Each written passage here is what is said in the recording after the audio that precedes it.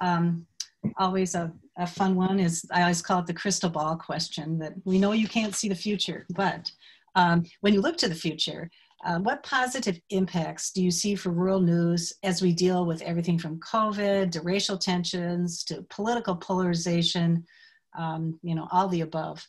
And Tessa, do you want to start out with that question for us? Definitely. This is one that I'm ridiculously passionate about. So I'm going to answer this question by first going to the negative. So when for the Winona Daily News, there was a point in time when we started really getting our news online, or like putting our news online. The focus was the print edition, but we had this website and we would just put our stories on there. And it was all free.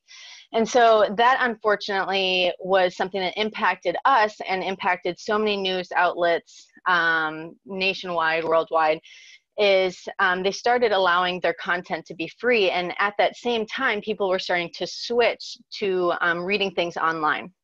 And soon, fast forwarding to now, there's less focus on the print edition and there's way more focus on online. What happened in between there was it was free, and then we started asking people to pay for their news.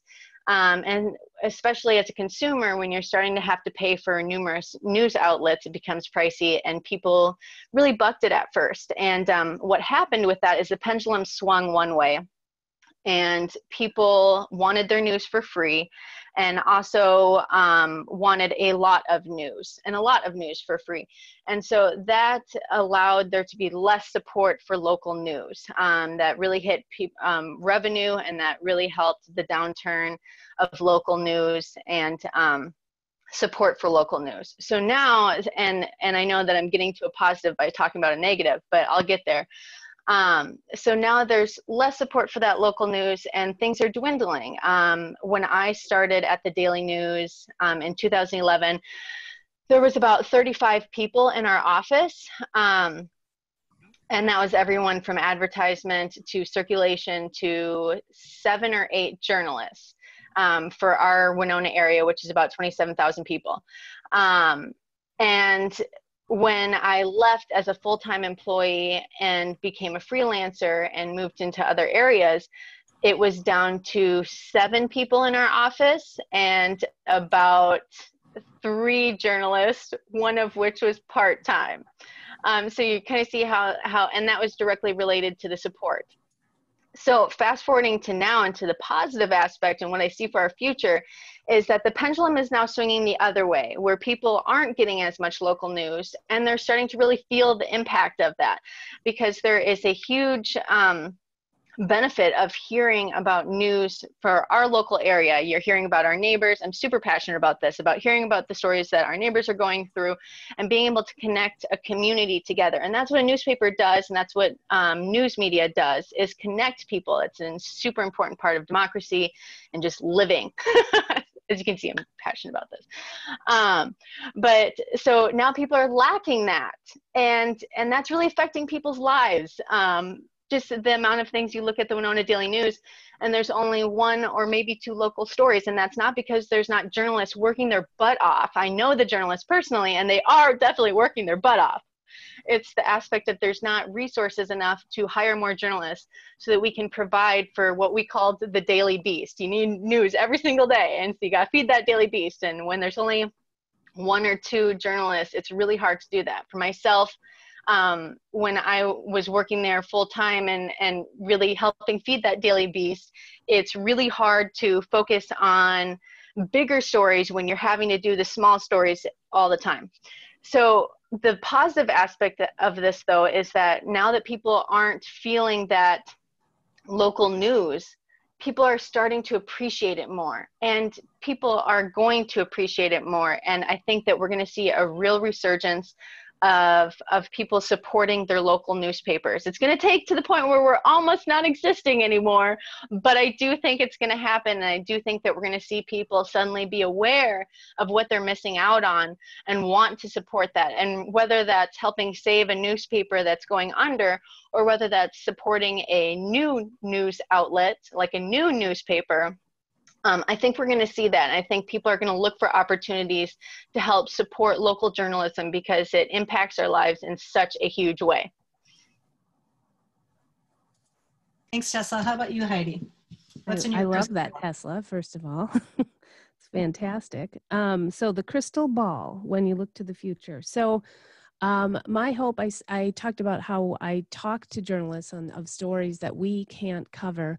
Well, there's less and less papers that I can reach out to in northern Minnesota to do just that. Most are owned by, corporations somewhere else, and some of their journalists are not allowed to talk to other media. My hope would we could support each other, the papers that can do that right now. We continue to keep working. Public radio has done really well during the pandemic. People have relied on it. My hope too is that people are going to support hearing local voices and local stories. I think the work that we've done in this during this time has been very important for people. We've talked to nurses on the front line. We talked to educators. We talked to people about, how they're getting by. How we talk about where to find food in this time. And I feel like you're not getting that in other places. And if we can have the time, I think because at some point we're going to be out of the pandemic. If we can have the time to kind of look back on what worked and how kind of working at this warp speed might give us the opportunity to hire new people if we can figure a way to kind of find some additional funding. And I think it's there nationally for local journalists. So I'm very excited because the tone of the station now, what we produce is what we've been wanting to do all along. I think the regular folks that, we have a fishing guide every Thursday. We talk about sports. There's different people we go to regularly, but we've tied it all in a different way now because fishing was impacted by COVID-19. Everything was connected in a way that it never was before. And so I think that shows in the work that we do. A lot of times the national story we're hearing is about colleges, nationwide. And then we're coming back and talking about Central Lakes College in Brainerd and talking about what they're doing there. That's a little bit different than Central Lakes College or Bemidji State University. So I think that tying together of national and local, which we've been able to do better than we've done before, I think that's going to prove to be something for how the future of this station is going to go. And I think we're going to I'm going to be optimistic too. I think we're going to be able to find resources to do this and bring in new people, because lots of new people are moving up north. The real estate agents are going crazy here. People know they can work remotely. And if they have a cabin, they're staying, they're not going back to their jobs. And so we have a whole new audience that is going to be here. And we need to figure out how to start asking for money for this specific thing. And I think we'll do it once we all have a nap or two here and there. I love it. Thanks, Heidi. Elissa, do we have you back with us? I think yes, I came back. So thank you for being patient with me. No, it's technology. I understand that for sure. So I'm going to start off with my cautiously optimistic because I really want to end with my optimistic. So my cautiously optimistic is I'm seeing that we really have seen a lot lately about the fake news and misinformation, what Hannah was talking about on social media, and the dangers and the real dangers of that and the impacts of that. We've seen so much of that lately, and I'm cautiously optimistic that the more we see, the more responsible a lot of people will be with the information that they get. Now I'm cautiously optimistic because I don't want to be like Pollyanna and just assume that everybody is just automatically going to be more careful with their information and go back to who's more trustworthy, which is, more local community news. But I'm cautiously optimistic that the more we hear about the impacts of misinformation and that kind of stuff, that the more we all can just kind of take that responsibility on ourselves. My optimistic